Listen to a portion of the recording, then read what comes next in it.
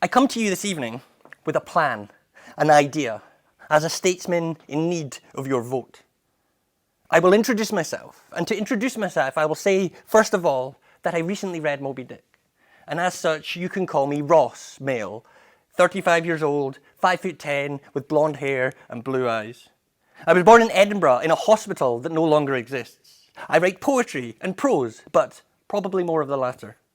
I read a lot of books. I read a lot of long books. I write all of my poetry hanging upside down.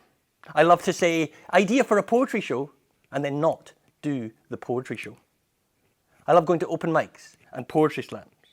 I have anxiety and I hate small talk. I like attention, but I do not know how to drive. And I've only ever had sex in liminal spaces.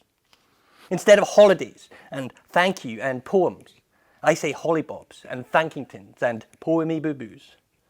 And I don't know when I'm being ironic anymore. To me, the funniest sentence in the English language is Crash by J.G. Ballard. On nights out, when it's time to go home, I get into Ubers that other people have ordered, lean over to the driver and say things like, "Driver, I've read Moby Dick and Ulysses and Infinite Jest. Now step on it."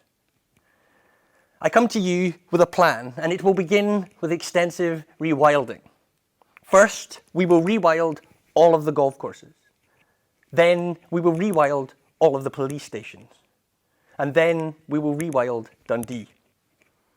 But more importantly, I want to come to you to correct a 300-year-old wrong. I want to march on Princes Street Gardens in the centre of Edinburgh with cups and buckets and hoses and beakers and pipettes and goblets and glasses and bowls and pouches and pints and flasks. And together we will refill the Nor Loch.